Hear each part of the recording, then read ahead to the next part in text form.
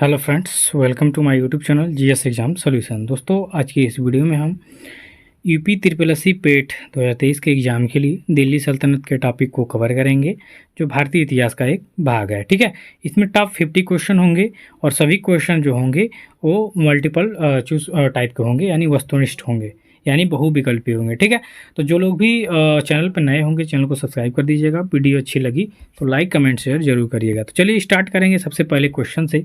सबसे पहला क्वेश्चन है दोस्तों कि महमूद गजनवी के सभी आक्रमणों यानी 1000 से 1026 के बीच में सर्वाधिक महत्वपूर्ण आक्रमण कौन सा था। देखिए, एक बात समझिए कि जो महमूद गजनवी था यह भारत पर 17 बार आक्रमण किया था। याद रखिएगा, कितनी बार? 17 बार। ठीक है, ये एग्जाम में आपसे पूछता है कि महमूद गजनवी ने भारत पे कितनी बार आक्रमण किया? 17 बार, जो कि 1000 से 1026 के बीच में किया था। ठीक है, तो इनमें से 17 आक्रमणों से सबसे फेमस और महत्वपूर्ण इसका जो आक्रमण था कौन सा था? तो आपका सोमनाथ मंदिर पर आक्रमण, जो कि 1025 ईस्वी में इसने किया था। यहाँ पे सोमनाथ मंदिर जो कि गुजरात में पड़ता है, और इसको बहुत बेहतरीन मतलब बहुत ही खराब तरीके से लूटपाट यहाँ मचाया, यहाँ मंदिर को तोड़ा फोड़ा, यहाँ से अकुल संपत्ति लेके वापस गया था। तो विकल्प ए इसका राइट आंसर हो जाएगा। अब आगे बढ़ेंगे तो आगे के क्वेश्चन में है आपका दूसरे नंबर में कि महमूद गजनवी के भारत पर आक्रमण का उद्देश्य क्या था। तो देखिए, महमूद गजनवी भारत पे आक्रमण करने का इसका यही उद्देश्य था कि यहाँ से अपार धन संपत्ति को लूट के अपने देश ले जाना। यहाँ पे उसका राज करने का कोई भी ऐसा मन नहीं था। ठीक है, तो देखिए क्या है, मध्य एशिया में एक बड़े साम्राज्य की स्थापना के लिए धन प्राप्त करना। ठीक है, यानी वह मध्य एशिया में अपना साम्राज्य बढ़ाना चाहता था। उसको भारत से कोई मतलब नहीं था, उसको बस धन से मतलब था भारत के। ठीक है, तो विकल्प बी इसका राइट आंसर होगा।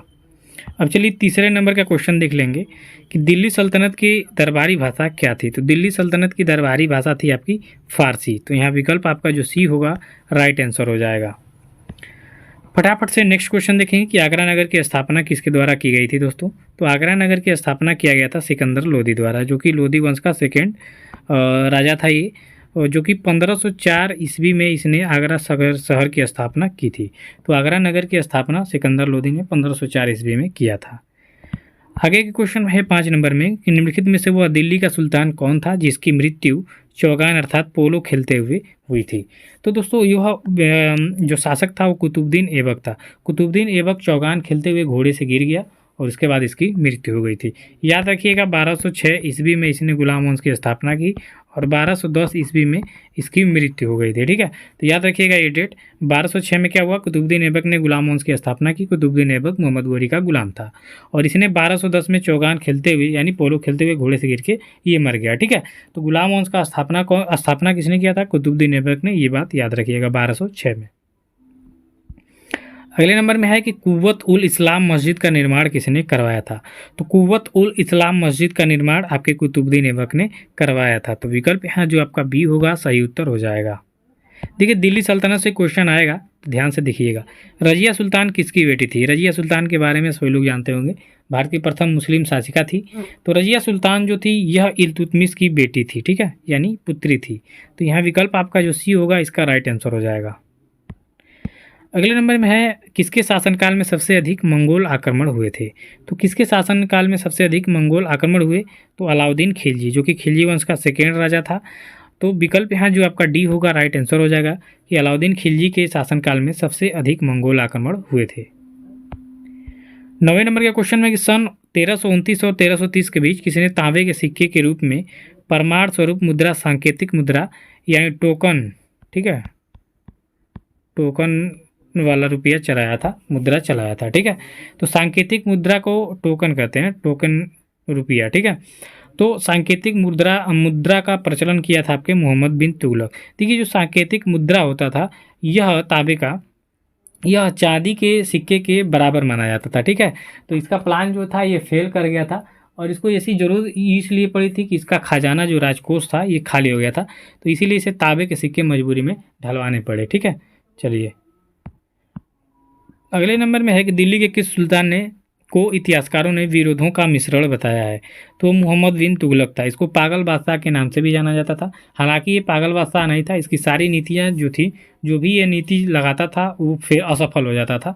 और दिल्ली सल्तनत में सबसे पढ़ा लिखा जो शख्स था यही मोहम्मद बिन तुगलक था, लेकिन इसकी जो भी नीतियाँ थी वो असफल रही, इसीलिए लोगों ने इसे पागल बादशाह के उपनाम से इसको पुकारा। ठीक है, तो विरोधों का मिश्रण भी इसे बताया गया है।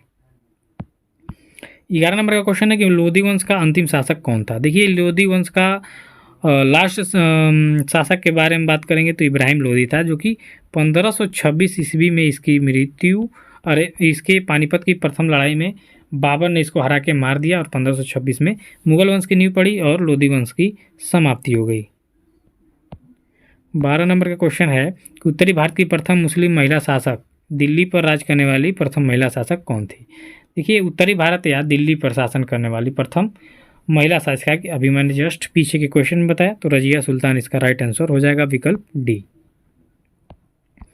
13 नंबर का क्वेश्चन है कि दिल्ली के प्रथम सुल्तान कौन थे जिन्होंने दक्षिणी भारत को पराजित करने का प्रयास किया। यानी दक्षिण भारत को विजय अभियान का जो है इन्होंने अपना रथ नहीं रोका, दक्षिण भारत को विजय करने के लिए इन्होंने अपने सैनिकों को भेजा। ठीक है, तो इसमें जो था शासक वो आपका दिल्ली का था अलाउद्दीन खिलजी। अलाउद्दीन खिलजी ने सबसे पहले दक्षिण अभियान स्टार्ट किया था और उन दक्षिण भारत के शासकों को हराने का प्रयास किया था। अगले नंबर में कि यात्री इब्न बतूता कहाँ से आया था। तो इब्न बतूता जो था यह मोरक्को का यात्री था। ठीक है, तो विकल्प देखिए, मोरक्को आपके अफ्रीका महाद्वीप में पड़ता है, तो यह यात्री इब्न बतूता मोरक्को से भारत आया था। 15 नंबर का क्वेश्चन है कि भारत पर प्रथम तुर्क आक्रमण करने वाला कौन था। तो भारत पर सबसे पहले तुर्क आक्रमण करने वाला जो शासक था महमूद गजनवी था। ठीक है, तो यहाँ जो आपका विकल्प सी होगा इसका राइट आंसर होगा कि भारत पर प्रथम तुर्क आक्रमण करने वाला शासक महमूद गजनवी था। ठीक है, चलिए 17 बार आक्रमण किया था, याद रखिएगा।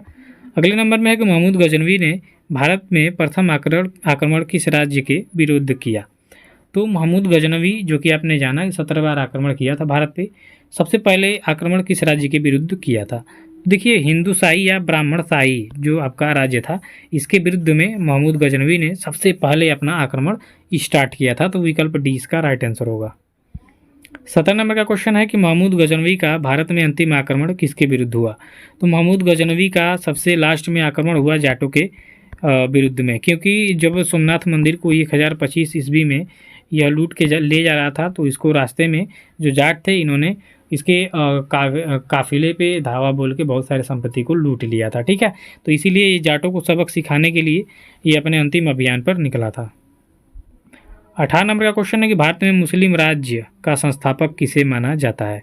तो भारत में मुस्लिम राज्य का स्थापना जो है मोहम्मद गोरी को माना जाता है, इसकी स्थापना किया था। ठीक है, मोहम्मद गोरी के बाद आपने जाना कि कुतुबुद्दीन ऐबक उसी का गुलाम था, यहाँ पे गुलाम वंश की स्थापना किया, तो कहीं ना कहीं ये यहाँ पे मुस्लिम राज्य को स्थापित करने का श्रेय मोहम्मद गोरी को जाता है।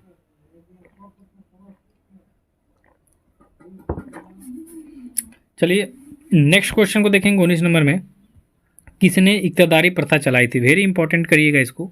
तो इक्तदारी प्रथा को चलाने का श्रेय जाता है आपके इल्तुतमिश को। ठीक है, जो कि गुलाम वंश का सेकेंड राजा था, तो इसने इक्तदारी प्रथा जो थी इसने चलाई थी। ठीक है, कुतुबुद्दीन ऐबक की मृत्यु के बाद यही गुलाम वंश का शासक बना था दूसरे नंबर का। इसी की बेटी रजिया सुल्तान थी जो कि भारत की प्रथम महिला शासिका भी बनी थी। अगले क्वेश्चन में है कि लाख बख्श के नाम से जाना जाने वाला भारतीय शासक कौन था। तो कुतुबुद्दीन ऐबक को लाख बख्श के नाम से भी जाना जाता था। ये बहुत ही दान पुण्य करने वाला व्यक्ति था, इसीलिए इसका नाम पड़ गया था लाख बख्श, लाखों का दान करने वाला। तो विकल्प यहाँ डी आपका सही उत्तर हो जाएगा। 21 नंबर का क्वेश्चन है कि भारत में गुलाम वंश का संस्थापक कौन था। मैं कई बार इसका अभी जिक्र कर चुका, कुतुबुद्दीन ऐबक 1206 ईस्वी। ठीक है, इसने गुलाम वंश की स्थापना किया था। 22 नंबर का क्वेश्चन है आपका कि कुतुब मीनार के कार्य को किसने पूर्ण कराया था। अब सबसे पहली बात यह है कि कुतुब मीनार को बनवाया किसने। तो कुतुब मीनार को कुतुबुद्दीन ऐबक ने शुरू किया था बनवाना, लेकिन इसको पूर्ण कराया था कौन, आपके इल्तुतमिश ने। ठीक है, इल्तुतमिश ने कुतुब मीनार के कार्य को पूरा कराया था और इसको बनाने का श्रेय जाता है कुतुबुद्दीन ऐबक को। 23 नंबर का क्वेश्चन देखिए कि निम्नलिखित में से दिल्ली का पहला तुगलक सुल्तान कौन था। तो दिल्ली का पहला तुगलक यानी तुगलक वंश की स्थापना या पहला तुगलक राजा था आपका गयासुद्दीन तुगलक। तो विकल्प यहाँ जो आपका सी होगा राइट आंसर हो जाएगा। अगले नंबर में है कि अलबरूनी किसके शासनकाल में इतिहासकार था।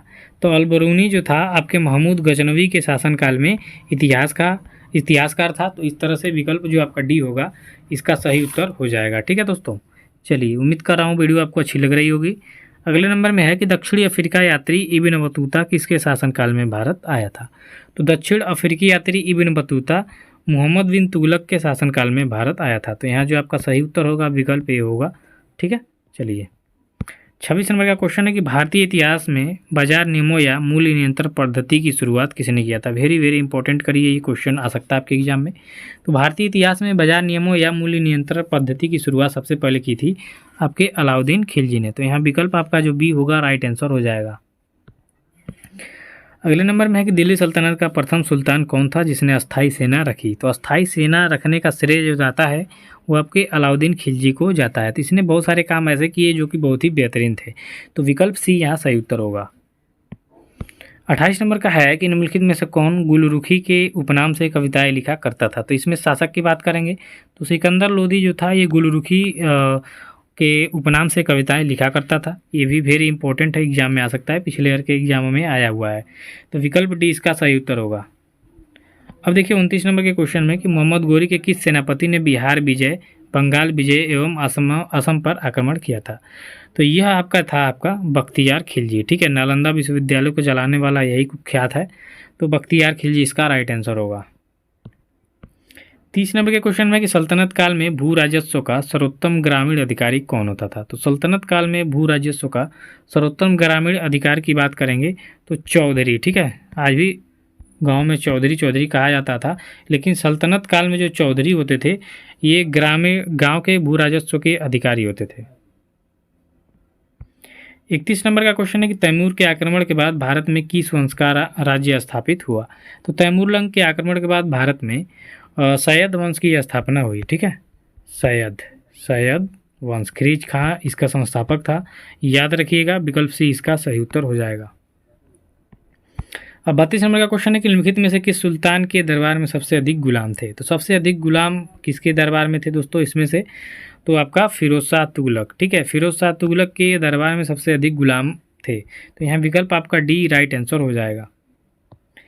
33 नंबर का क्वेश्चन देखिए कि निम्नलिखित में से किस सुल्तान ने बेरोजगारों को रोजगार दिया था। ये वेरी इंपॉर्टेंट क्वेश्चन है क्योंकि हम लोग भी बेरोजगार हैं और देखते हैं कौन से सुल्तान हम लोगों को रोजगार देते हैं। ठीक है, तो ये आपका फिरोज शाह तुगलक ही था जिसने बेरोजगारों को रोजगार दिया था। तो विकल्प आपका जो ये होगा इसका राइट आंसर हो जाएगा। अब 34 नंबर के क्वेश्चन में है कि निम्नलिखित में से किस सुल्तान ने फलों की गुणवत्ता सुधारने के लिए उपाय किए। तो फलों की गुणवत्ता सुधारने के लिए उपाय करने का काम आपके फिरोज शाह तुगलक ने ही किया था। तो विकल्प यहाँ जो आपका बी होगा राइट आंसर हो जाएगा। 35 नंबर का क्वेश्चन देखिए कि नालंदा विश्वविद्यालय के विनाश का कारण क्या है। तो देखिए सबसे पहले जानिए कि मोहम्मद गोरी का ही जो गुलाम था आपका बख्तियार खिलजी ने ही जलाया था, लेकिन वो आपका मुसलमान था। तो इसका राइट आंसर विकल्प सी हो जाएगा कि नालंदा विश्वविद्यालय के विनाश का कारण मुसलमान थे। ठीक है, 36 नंबर का क्वेश्चन है कि तबकात ए नासिकी का लेखक कौन था। तबकात ए नासिकी का लेखक आपके मिनहाज उस सिराज थे। ठीक है, मिनहाज उस सिराज, ये वेरी इंपॉर्टेंट करिएगा, ये क्वेश्चन में आ जाएगा आपके।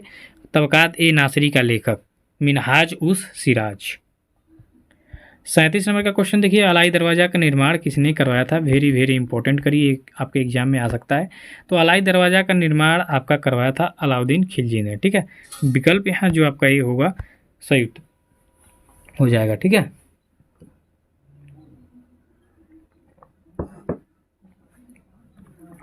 क्वेश्चन में बुलंद दरवाज़ा दे तो आप अकबर को टिक करेंगे। ठीक है, चलिए 38 नंबर का क्वेश्चन देखिए तैमूरलंग ने किसके शासनकाल में भारत पर आक्रमण किया। तो तैमूरलंग की बात करेंगे तो इसने नासरुद्दीन महमूद तुगलक के शासनकाल में आपका आक्रमण किया था। ठीक है, तो विकल्प आपका बी राइट आंसर हो जाएगा। 39 नंबर का क्वेश्चन है कि किसके सल्तनत काल में प्रचलित डाक व्यवस्था का विस्तृत विवरण दिया है। तो किसने सल्तनत काल में जो प्रचलित डाक व्यवस्था थी इसका विस्तृत विवरण दिया है। तो व्यक्ति हैं इब्न बतूता। इब्न बतूता मैंने अभी बताया यह मोरक्को का निवासी था। तो इसने जो बुक लिखी है इसमें सल्तनत काल में जो प्रचलित डाक व्यवस्था है इसके बारे में पूरा प्रकाश डाला है। ठीक है, अब देखिए 40 नंबर के क्वेश्चन में कि आपका 40 नंबर का जो क्वेश्चन है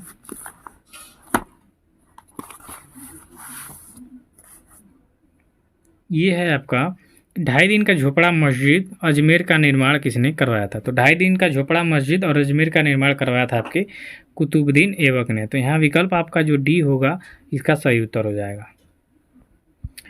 41 नंबर का क्वेश्चन देखिए कि किसने 40 तुर्की सरदारों को लेकर तुर्कान ए चिहलगानी या 40 दल का गठन किया था। ये वेरी वेरी इंपॉर्टेंट क्वेश्चन है, कई बार एग्जाम में आया हुआ है।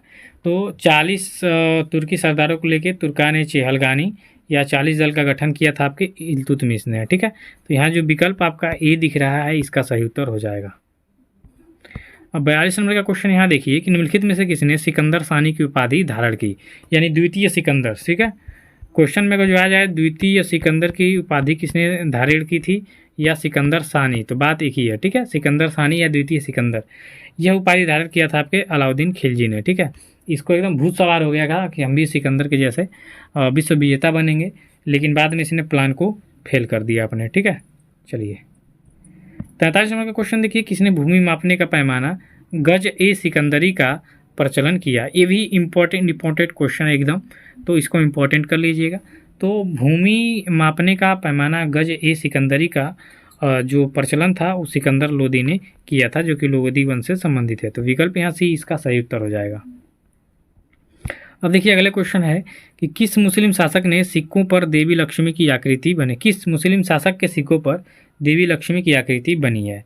तो यह बनी है आपके मोहम्मद गोरी की। ठीक है, तो विकल्प यहाँ जो आपका डी होगा इसका सही उत्तर हो जाएगा।